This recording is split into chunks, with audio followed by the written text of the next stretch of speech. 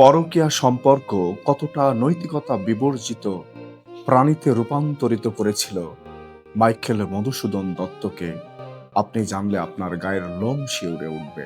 হেনরিয়েটার সাথে প্রেমের রোমান্সটুকু বাদ দিলে যে নির্যাস নৈতিক সম্পর্কটা পড়ে থাকে তা হলো মাইকেল মধুসূদন দত্ত হেনরিয়েটার সাথে পরকীয়া সম্পর্কে জড়িয়ে পড়েছিলেন। হেনরিয়েটার মোহে আচ্ছন্ন হয়ে এতটাই নৈতিকভাবে স্খলন হয়েছিল মাইকেল মধুসূদন দত্তের মধ্যে, তার বছর দুয়েকের শিশু সন্তান মাইকেল মারা গেলে যখন মাইকেল মধুসূদন দত্তকে জানানো হয়, তার মধ্যে সামান্য তাড়নাটুকু অনুভূত হয়নি মাইকেলকে দেখতে যাবার কিংবা কোনরূপ যোগাযোগ করার। অথচ মাইকেল মধুসূদন দত্তের যৌবনের প্রথম প্রেমী ছিল রেবেকা ম্যাকটিভাস, যার প্রেমে আচ্ছন্ন হয়ে 17 বছর বয়স্ক রেবেকা ম্যাকটিভাসকে মাইকেল মধুসূদন দত্ত জীবন সঙ্গী হিসেবে গ্রহণ করেছিলেন।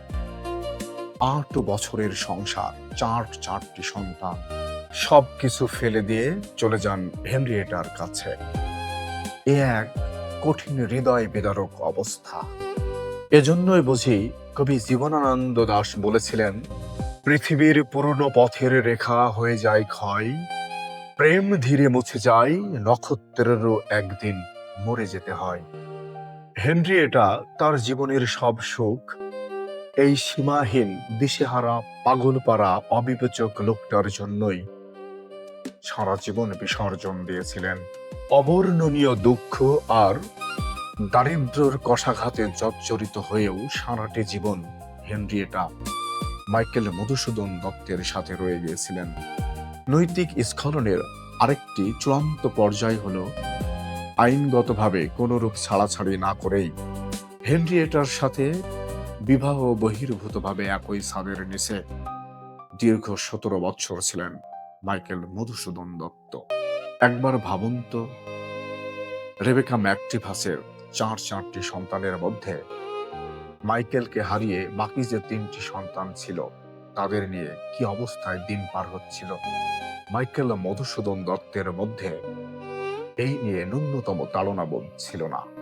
বন্ধু গৌরদাস বসাকের জবানি থেকে জানা যায়, মাইকেল মধুসূদন দত্ত তার ব্যক্তি জীবনে অত্যন্ত বেপরোয়া এবং খরচে ছিলেন। মাইকেল মধুসূদন দত্ত খুব ছোটবেলা থেকেই বাবার সামনে ধূমপান করতেন। জনশ্রুতি রয়েছে তিনি এবং তার বাবা একই সাথে বসে মদ পান করতেন। টাকা ধার করা ছিল তার আরেকটি অন্যতম নেশা। ঈশ্বরচন্দ্র বিদ্যাসাগর মহাকবির ব্যারিস্টারি পাশ করানোর জন্য অঢেল টাকা ঢাললেও পরবর্তীতে যখন মাইকেল মধুসূদন দত্ত কলকাতা ফিরে আসেন, তখনও নানা অজুহাতে একটার পর একটা টাকা ধার করে গেছেন ঈশ্বরচন্দ্র বিদ্যাসাগরের কাছ থেকে।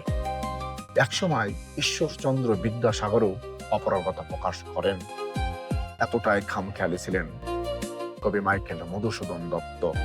মাইকেল মধুসূদন দত্তের এই খামখেয়ালি জীবনের অবসান ঘটে মাত্র 49 বছর বয়সে।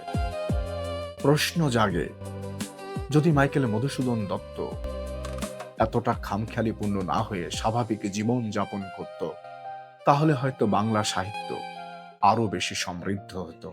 কে জানে, শুনেছি বিশ্ব বরেণ্য মানুষদের নাকি একটি কলঙ্ক থাকে। মাইকেল মধুসূদন দত্তের ক্ষেত্রেও হয়তো এটাই ছিল তার কলঙ্ক। সবসময় ভালো থাকুন, সুস্থ থাকুন। আবার আগামী পর্বে অন্য কোনো চমকপ্রদ বিষয় নিয়ে আপনাদের সামনে হাজির হব। সবার জন্য একটা শুভকামনা। আর আমার ভিডিওটি ভালো লাগলে পেজটি ফলো করে ভিডিওটি বেশি বেশি শেয়ার করে দিন।